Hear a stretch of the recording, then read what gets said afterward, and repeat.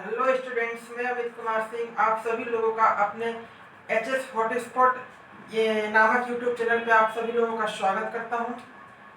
आज मैं जो टॉपिक लेकर आया हूं वो रहेगा सेल से रिलेटेड, कोशिका से संबंधित रहेगा। प्रीवियस वीडियो में मैंने क्या बात करी थी, कोशिका क्या है, कोशिका हमारे शरीर के लिए कितनी जरूरत है, कोशिका की कोशिका का इम्पोर्टेंस क्या है, कोशिका की परिभाषा क्या होती है, इस चीजों के बारे में हमने कल बात करी थी।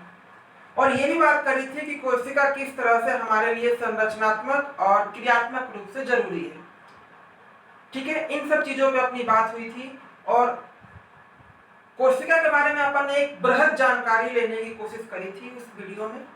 उस वीडियो में मैंने ये भी बताया था कि कोशिका कितनी प्रकार की होती है। कोशिका दो प्रकार की होती है, एक होती है यूकेरियोटिक कोशिका और एक होती है प्रोकैरियोटिक कोशिका। There are two types of cell.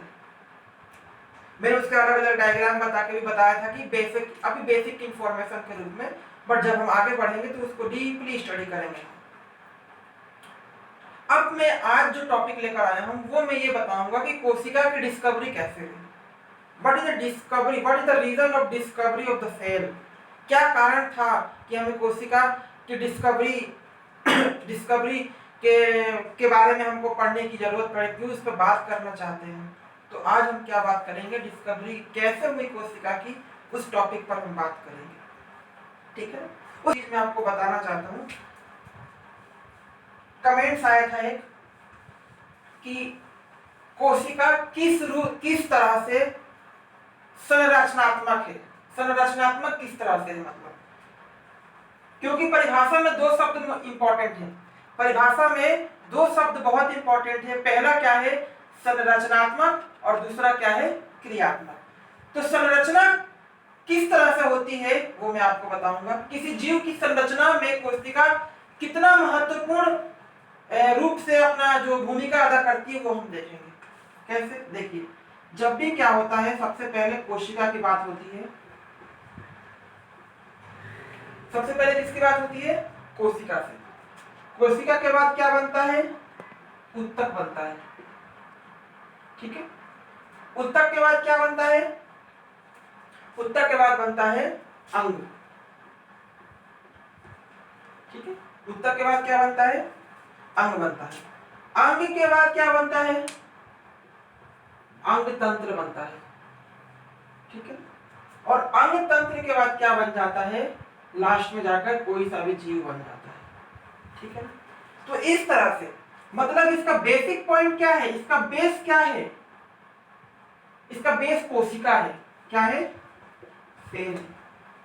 ठीक है, अब इस सेल के बारे में हम पढ़ेंगे, इस सेल के हिस्ट्री के बारे में जानेंगे, इस सेल के सारी चीजों के बारे में जानेंगे कि इसके डिस्कवर करने की शुरुआत कैसे हुई थी। इन चीजों के बारे में हम जानेंगे।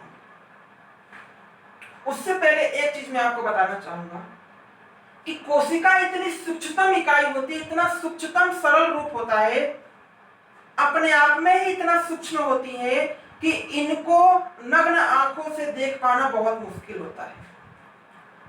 तो चूंकि एक बात ये उठती है कि जब तक किसी सूक्ष्मदर्शी का आविष्कार नहीं हो जाता, जब तक कोशिका की खोज करने से भी कोई फायदा नहीं है।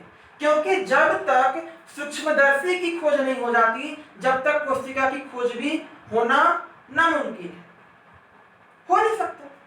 क्योंकि ये हमें ऐसे दिखाई नहीं देगा। एक जीव दिखाई देगा, लेकिन हमें उसके अंदर की कोशिका को ढूंढना है, तो उसके लिए हमें सूक्ष्मदर्शी की जरूरत पड़ेगी। और जब जैसे ही सूक्ष्मदर्शी का आविष्कार होगा, तो छोटे छोटे कोशिकाओं का भी आविष्कार होना, उनके बारे में निकालना, सब कुछ हमें पता चलता जाएगा। तो क्या हुआ, कोशिका की खोज से पहले हमें किसकी जरूरत थी, हमें सूक्ष्मदर्शी की जरूरत थी। ठीक है, किसकी जरूरत थी, सूक्ष्मदर्शी की, मतलब कि माइक्रोस्कोप की जरूरत थी। अब माइक्रोस्कोप को किसने डिस्कवर किया, किसने उसकी खोज की, तो हॉलैंड के एक वैज्ञानिक थे। हॉलैंड एक देश है, वहां के एक वैज्ञानिक थे क्या वैज्ञानिक थी? वैज्ञानिक का नाम क्या था? जेनसन। क्या नाम था उनका? वैज्ञानिक का जो नाम था वो क्या था? जेनसन। जेनसन। इन्होंने 1590 में, क्या 1590 ईस्वी में क्या किया? माइक्रोस्कोप यानी कि सूक्ष्मदर्शी की खोज करी। हॉलैंड के वैज्ञानिक जेनसन ने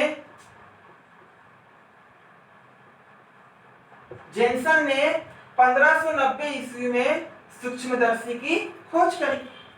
अब चूंकि हमारे पास क्या था? माइक्रोस्कोप था। अब माइक्रोस्कोप से हमने क्या निकाला? मैं आपको बताऊंगा।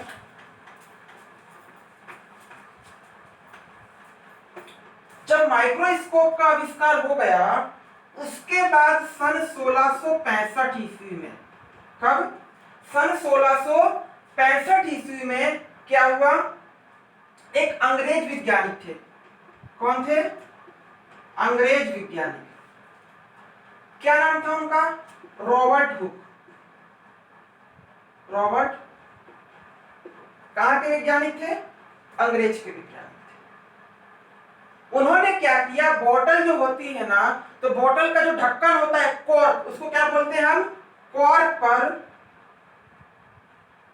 पर क्या देखा? कुछ मधुमक्खी के छत्ते जैसी संरचना देखी। क्या देखी? मधुमक्खी की खाली संरचना।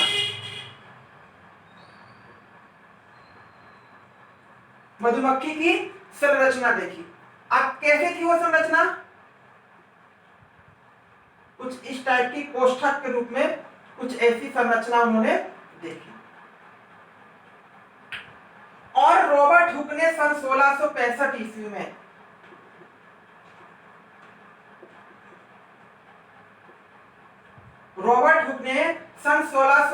ईस्वी में बोतल के ढक्कन के ऊपर जो कॉर्क होता है, कॉर्क में मधुमक्खी की खाली संरचना देखी इस रूप में। कुछ इस टाइप की संरचना उनको एक कॉर्क के ढक्कन पर हमें देखने को मिली। उसका आकृति कैसी थी? उसकी आकृति ऐसी थी कि मधुमक्खी की जो छत्ता होता है ना, छत्ता, उसकी संरचना जैसी उनको दिखाई दी। उसको उन्होंने क्या बोल दिया? हमें कोशिका मिल गई। ठीक है, मतलब जो सन 1665 ईस्वी में रॉबर्ट हुक ने बोतल के कॉर्क पर जो उन्होंने एक संरचना देखी, उनको कुछ इस प्रकार की संरचना दिखाई दी और इस प्रकार की संरचना को उन्होंने क्या बोल दिया? उन्होंने कोशिका बोल दिया। ठीक है, परंतु बाद में कुछ देर बाद पता चला कि उन्होंने जो कोशिका ढूंढी है वो कैसी है? मृत कोशिका है। मतलब कि मरी हुई कोशिका उन्होंने ढूंढी थी। ठीक है, अब क्वेश्चन यहां पर यह उठता है कि कोशिका की खोज किसने करी? सबसे पहले कोशिका की खोज करी थी रॉबर्ट हुक ने। कब करी थी?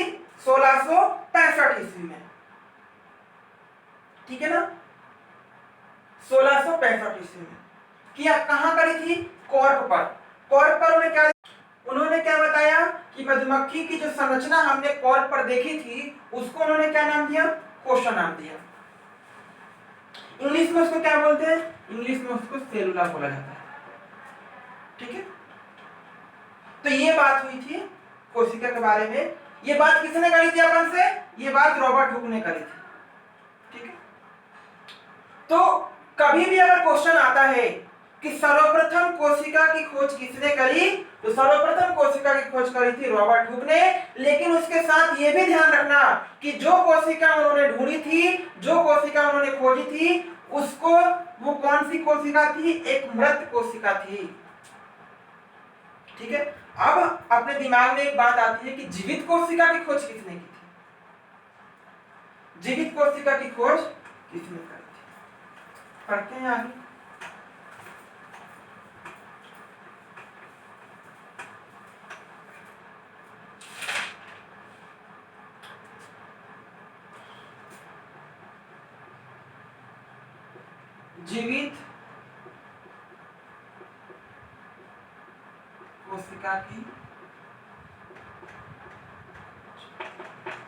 जीवित कोशिका की खोज किसने करी थी?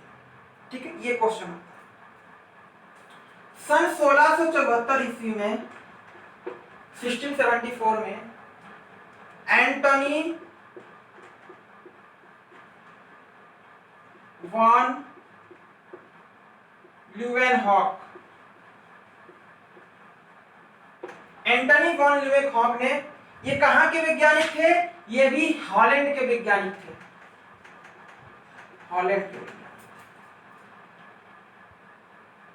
इन्होंने सन 1674 ईस्वी में जीवित कोशिका की खोज की। क्या नाम था? एंटनी वॉन ल्यूवेनहॉक ने। और जो कोशिका इन्होंने खोजी थी उसका नाम क्या था? उसका नाम था जीवाणु, बैक्टीरिया।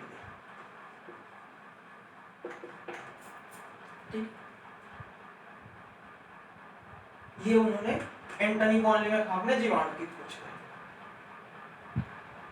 अब जब इन्होंने किसी कोशिका की खोज कर दी तो कोशिका की खोज करते समय उन्होंने ये देखा होगा कि कोशिका की खोज तो एक केंद्रक भी है, कोशिका के अंदर क्या एक केंद्रक भी रहता है, ठीक है ना? तो उन्होंने क्या किया कि अब ये क्वेश्चन उठता है कि कोशिका के अंदर केंद्रक की खोज किसने की? कोशिका के अंदर केंद्रक होता है ना, मैंने बताया था पहले वाले वीडियो में। कोशिका के अंदर केंद्रक की खोज किसने की? तो एक जो मशहूर वैज्ञानिक हुए रॉबर्ट ब्राउन। क्या नाम था उनका? Robert brown. Robert brown. Robert brown ने, उसने रॉबर्ट ब्राउन ने कब की थी खोज? 1831 में। किसकी खोज करी? केंद्रक की खोज करी। किसने करी? रॉबर्ट ब्राउन ने। कहां पर करी थी?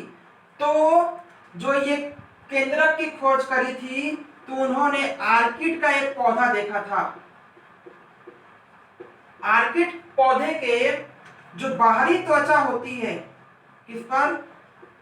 बाहरी त्वचा पर, उसकी एक कोशिका के अंदर उन्होंने केंद्रक देखा और उस केंद्रक की खोज करी किसने? रॉबर्ट ब्राउन ने करी थी। ठीक है, रॉबर्ट ब्राउन ने कब करी थी? 1831। तो ये सब बातें जो मैंने बताई कि जीवित कोशिका की खोज करने वाले प्रथम वैज्ञानिक कौन? Antony von Leeuwenhoek. कब करी? 1674 में करी। कहां के वैज्ञानिक थे? हॉलैंड के वैज्ञानिक थे। कौन सी कोशिका ढूंढी? तो जीवाणु को ढूंढा था उन्होंने, जीवाणु की खोज करी थी। ठीक है। केंद्रक की खोज किसने करी? रॉबर्ट ब्राउन ने करी थी। कब करी थी? 1831 में करी थी। और किस पौधे में करी? तो आर्किड पौधे की बाहरी त्वचा पर उन्होंने एक कोशिका को देखा और उस कोशिका से उन्होंने केंद्रक निकाला और केंद्रक की खोज रॉबर्ट ब्राउन ने की। ठीक है। अब जब केंद्रक की खोज हो चुकी है तो कोशिका के अंदर कुछ जीव द्रव्य भी होता है। ये जीव द्रव्य जिसको इंग्लिश में हम साइटोप्लाज्म बोलते हैं। ठीक है। अब इस जीव द्रव्य की खोज किसने की? जीव द्रव्य की खोज किसने की, ये क्वेश्चन उठता है। इस जीव द्रव्य की खोज करी थी फ्रांस के वैज्ञानिक। कहां के? फ्रांस के वैज्ञानिक। फ्रांस के वैज्ञानिक जिनका नाम क्या था? डुजार्डिन। क्या नाम था? डुजार्डिन। इंग्लिश में डुजार्डिन। डुजार्डिन ने 1835 में, कब? 1835 में जीवद्रव्य की खोज करी। लेकिन जीवद्रव्य नाम उन्होंने नहीं दिया था। उन्होंने क्या नाम दिया था? उन्होंने नाम दिया था सारकोड। क्या नाम दिया था? सारकोड नाम दिया था। ठीक है। तो कोशिका के अंदर जीव द्रव्य की खोज फ्रांस के वैज्ञानिक डुजार्डिन ने 1835 में की, लेकिन क्या नाम दिया उन्होंने? इसका नाम दिया सारकोड। क्या नाम दिया? सारकोड नाम दिया। तो लिखेंगे कुछ चीजें। सर्वप्रथम जीवित कोशिका की खोज हॉलैंड के वैज्ञानिक एंटनी वॉन लीवेनहॉक ने सन 1774 ईस्वी में की थी। ठीक है। जिस कोशिका की खोज उन्होंने की थी उस कोशिका का नाम बैक्टीरिया जीवाणु था। ठीक है। सन 1831 में रॉबर्ट ब्राउन ने कोशिका के अंदर केंद्रक की खोज की थी। ठीक है। ये सब पॉइंट्स सदैव याद रखिए, एक करके हेडिंग बना के आप उसमें लिखा कीजिएगा।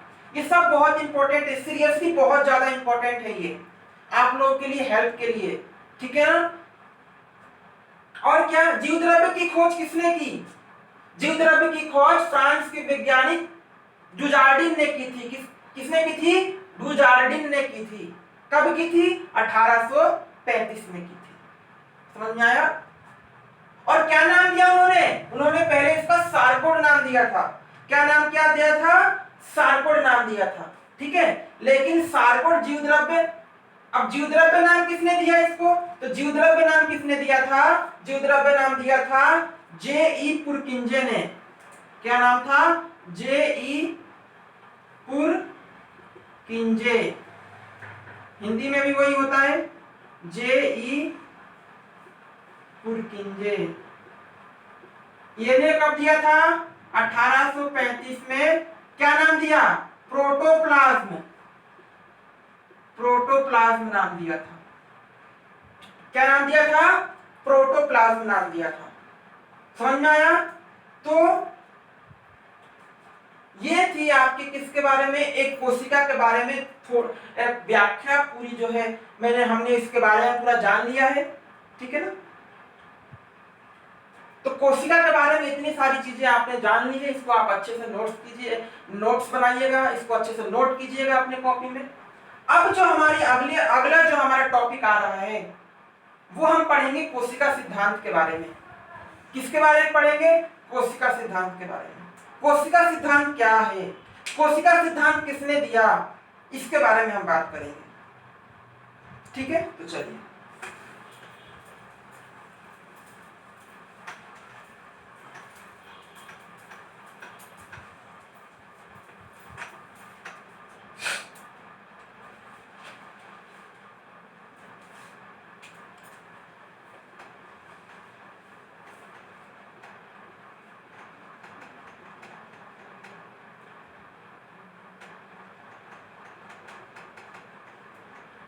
कोशिका सिद्धांत, सेल थ्योरी।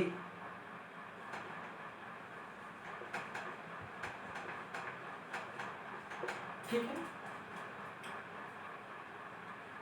कोशिका सिद्धांत हमें मुख्य रूप से दो वैज्ञानिकों ने दिया था। ठीक है। कोशिका सिद्धांत हमें मुख्य रूप से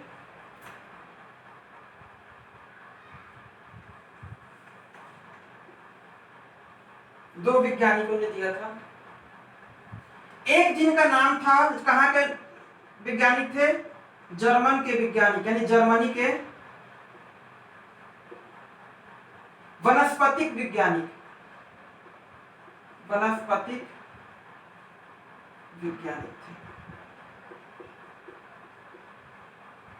थे। इनका नाम क्या था?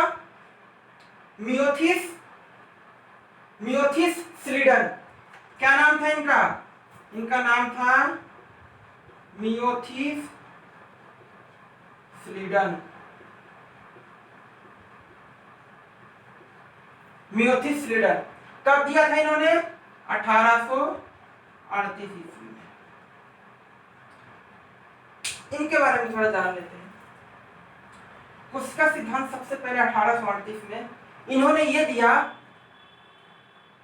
कि जितने भी पेड़ पौधे हैं वो छोटी छोटी कोशिकाओं से मिलकर बने हुए होते हैं। ये बात किसने करी? 1838 में करी थी।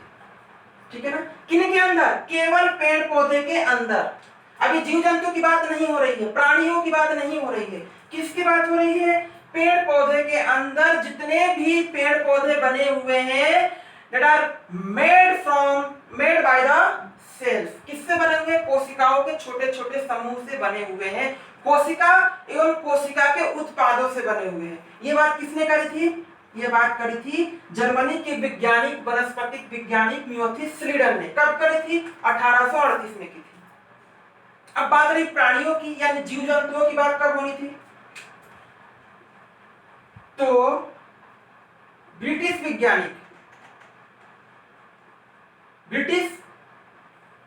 वैज्ञानिक क्या नाम था उनका?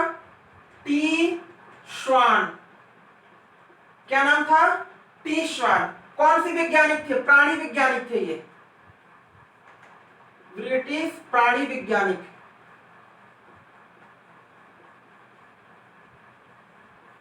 ब्रिटिश के प्राणी वैज्ञानिक टी श्वान ने 1839 में यह बात बताई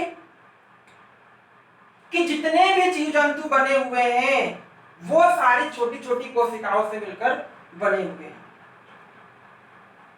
ठीक है, यह बात उन्होंने प्राणियों के लिए बताई, जीव जंतुओं के लिए बताई, और यही बात उन्होंने पेड़ पौधे के लिए बताई। दोनों की बातों में बिल्कुल समानता थी। इसीलिए जब भी हम सेल थ्योरी की बात करते हैं तो हमें यह पता चलता है श्रीडन व श्वान की कोशिका सिद्धांत। तो इन दोनों ने मिलकर साथ में काम करके एक कोशिका सिद्धांत दिया। क्या कोशिका सिद्धांत था? मैं आपको वो बताता हूं। ये आपको पता चल गया? कॉपी में नोट कर लीजिएगा। क्या था? श्रीडन व श्वान का कोशिका सिद्धांत क्या था कि प्रत्येक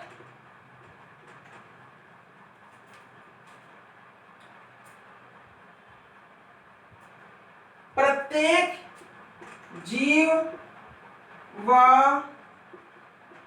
पेड़ पौधे कोशिकाओं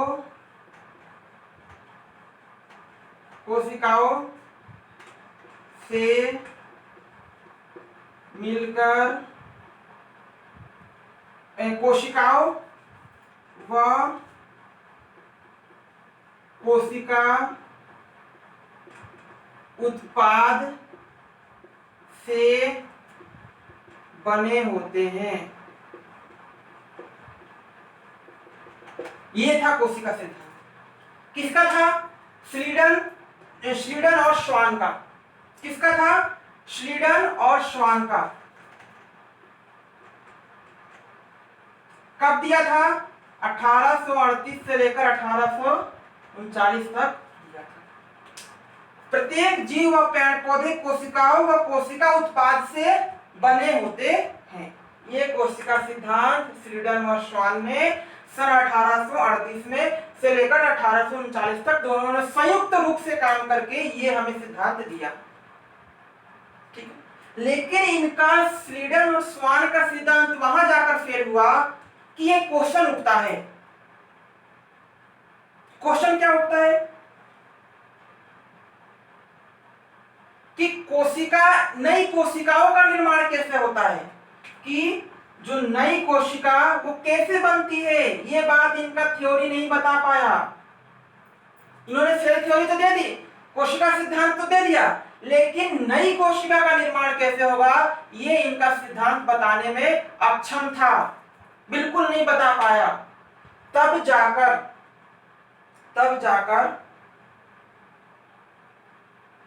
आर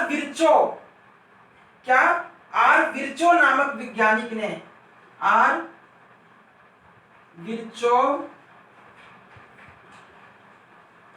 नामक वैज्ञानिक ने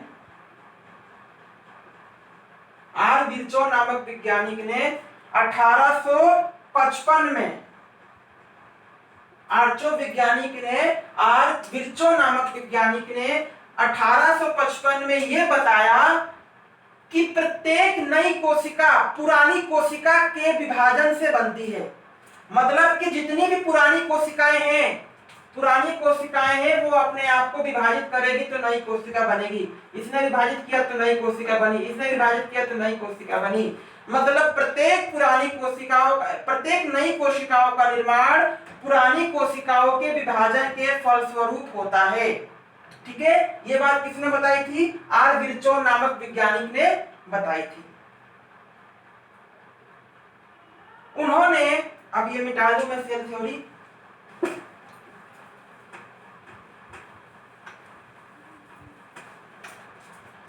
जो ये आर विर्चो नामक वैज्ञानिक थे, उन्होंने एक बात बताई। क्या बात बताई? उन्होंने ये बताया कि जितनी भी कोशिकाएं, जितनी मतलब इनकी जो थ्योरी थी वो उसकी परिभाषा लिख लीजिए। प्रत्येक नई कोशिका का निर्माण पूर्ववर्ती मतलब पुरानी कोशिका के विभाजन से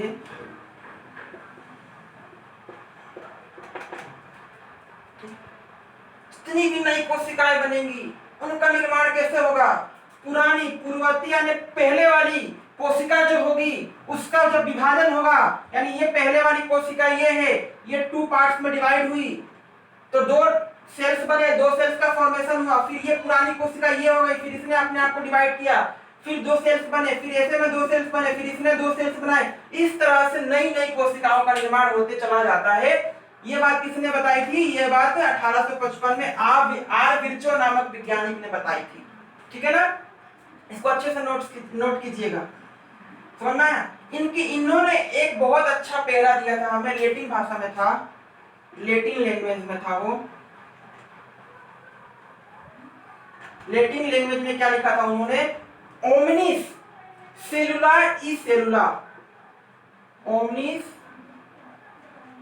सेलुला ई सेलुला।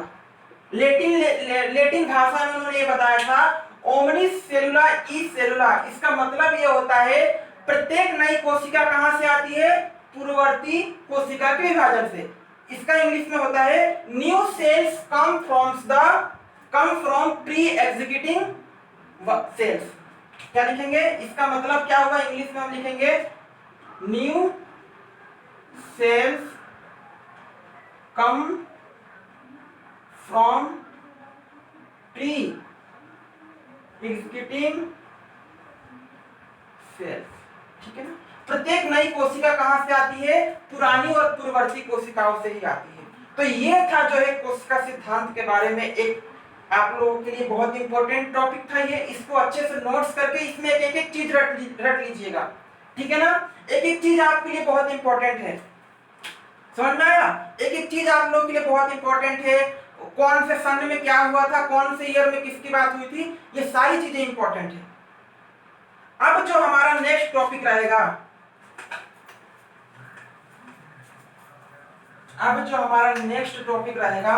वो रहेगा टाइप्स ऑफ सेल्स, कोशिका के प्रकार।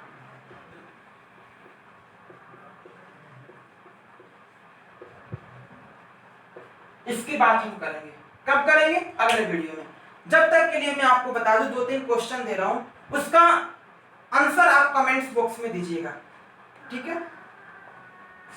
सर्वप्रथम जीवित कोशिकाओं का खोज किसने किया था? ये पहला क्वेश्चन है। दूसरा क्वेश्चन ये है कि मधुमक्खी की संरचना जो उनको कोर्क के ऊपर दिखाई दी थी, उस संरचना का नाम क्या दिया था उन्होंने? ठीक है, एंटनी लीवेनहॉक ने उसका नाम क्या दिया था? ठीक है, और जीवद्रव्य की खोज किसने की थी और जीवद्रव्य नाम किसने दिया था? ये 3 क्वेश्चन मैंने आपको बता दिए और इसका आंसर आप कमेंट्स में जाकर दे दीजिएगा, ताकि मुझे पता भी चले कि आप लोग वास्तव में स्टडी कर रहे हो कि नहीं कर रहे हो। ठीक है ना, तो 3 क्वेश्चन का जो जवाब देगा वो बेहतर मेहनत कर रहा है, वो अपने आने वाले टॉपिक पे लगातार बात कर रहा है, सब कुछ कर रहा है वो। और यदि आपको ये वीडियो अच्छी लगे तो प्लीज अपने दोस्तों को भी शेयर कर दीजिएगा, ताकि वो घर बैठे इसका लाभ उठा सकें। ठीक है, तब तक के लिए आप लोग के धन्यवाद, और घर में रहिए, स्वस्थ रहिए।